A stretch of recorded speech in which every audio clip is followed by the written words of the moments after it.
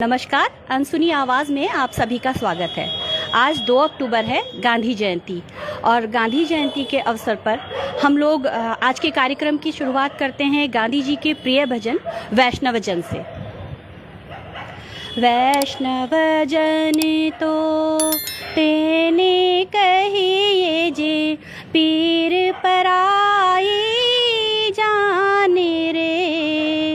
वैष्णव जन तो तेने कहिए जे पीर पराई जाने रे। पर दुखे उपकार करे तोए, पर दुखे उपकार करे तोए मन अभिमान नाने रे। वैष्णव जन तो तेने कहिए जे पीर पराई जाने रे। सकल लोक माँ सहुने बंदे, सकल लोक माँ सहुने बंदे निंदा ना करी के नीरे।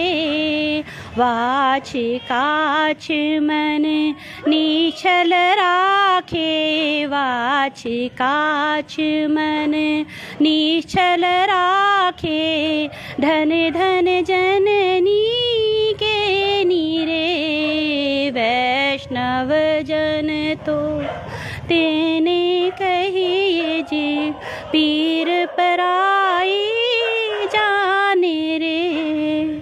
अब मैं रुपेश जी से रिक्वेस्ट करूंगी कि वो आगे के कार्यक्रम का संचालन करें। जी बहुत बहुत शालिनी जी, बात गुलाम हिंदुस्तान की हो या आज़ाद भारत की, जन नेताओं में गांधी एक ऐसा नाम है जिसको व्यापक जन समर्थन भी मिला और विरोध भी। भारत में गांधी मजबूरी भी है और मजबूती भी। एक तबका है जो गांधी को मजबूरी और कमजोरी बताकर धिक्कारने की कोशिश कर रहा है, वहीं व्यापक जनमानस आज भी गांधी को महान नेता, दूरदर्शी और विश्व शांति के लिए अहम मानता है। सत्य, प्रेम, अहिंसा, सत्याग्रह ये गांधी जी के हथियार थे और सारा आमूलचूल परिवर्तन और देश की आज़ादी इन्हीं विचारों के चलते हासिल हो गई। इस बात पर ना तो सहमति तब थी ना अब है, लेकिन गांधी गांधी है और आज की राजनीति में भी गांधी को छोड़कर चर्चा नहीं होती है।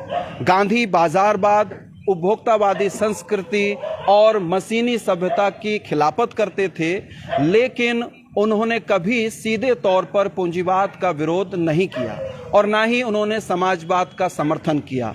ठीक उसी तरीके से जैसे गांधी अस्पृश्यता का विरोध करते थे, लेकिन उन्होंने जाति का विरोध नहीं किया, वर्ण का विरोध नहीं किया।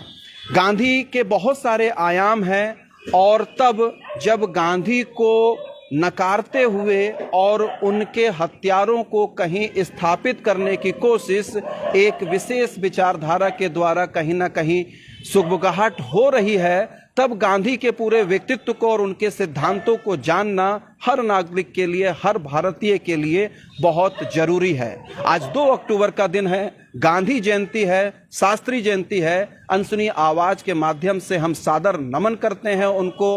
और आज की जो चर्चा परिचर्चा है वो यही है कि गांधी के मूलभूत सिद्धांत और भारतीय राजनीति। इस परिचर्चा में मेरे साथ शामिल हो रहे हैं वरिष्ठ पत्रकार प्रेरणा अंशु के कार्यकारी संपादक पलाश विश्वास जी, रुद्रपुर शहर के जाने माने शिक्षाविद संजय सिंह सिरनेत जी और राजनीतिक विश्लेषण जेवी सिंह साहब हमारे साथ मौजूद हैं। और हम सीधे सीधे अपने पैनलिस्टों से बातचीत करेंगे और जानने की कोशिश करेंगे कि आज गांधी को गए बहुत समय हो गए, लेकिन उनके विचार क्यों और किस तरीके से भारतीय जनमानस में, भारतीय राजनीति में और भारत के विकास में क्यों प्रासंगिक हैं। शुरुआत चर्चा करते हैं हम जेवी सिंह साहब से, क्योंकि आप राजनीतिक विश्लेषक हैं, राजनीतिक दृष्टिकोण से इस बात को रखेंगे कि जो मूलतः सिद्धांत गांधी जी के हैं वो क्या सिद्धांत आप देखते हैं और वो आज की राजनीति से उनको किस तरीके से जोड़ते हैं?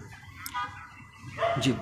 रुपेश जी, सबसे पहले आपने मुझे इस कार्यक्रम में अवसर दिया, आपको धन्यवाद, पूरी टीम को आपके, और गांधी जयंती की आपके दर्शकों को शास्त्री जयंती, दोनों महापुरुषों का जन्मदिन है, उनकी बधाई आपको और उनको कोटि कोटि नमन।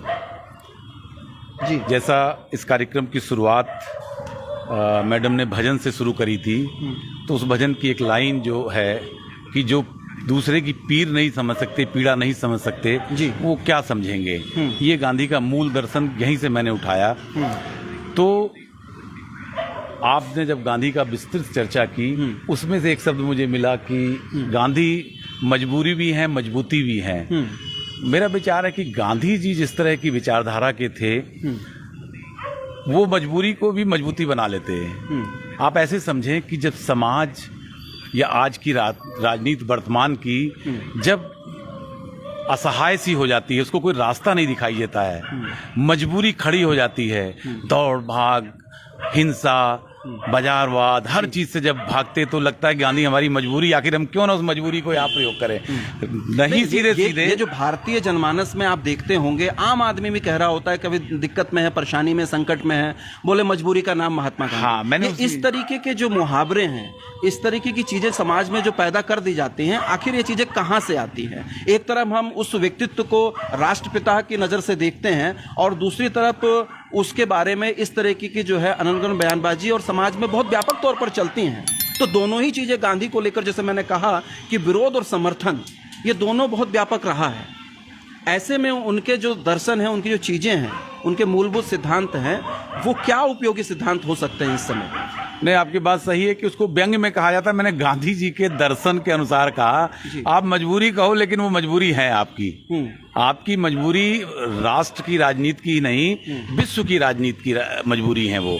उन्होंने जो दर्शन दिया, जिसकी चर्चा आपने की, मैं ज्यादा समय आपका नहीं लूंगा, बहुत सब पैनलिस्ट को बोलना है। आपने वो गिना दिया उनका, जो अहिंसा से लेके, मैं एक ही पे चर्चा करूंगा। बाकी चीजें तो ऐसी हैं कि जिन पे ना कोई विवाद है ना कुछ है। अहिंसा और हिंसा को लेके बहुत बड़ा विवाद एक हमारे समाज में रहता है, खासकर युवा वर्ग।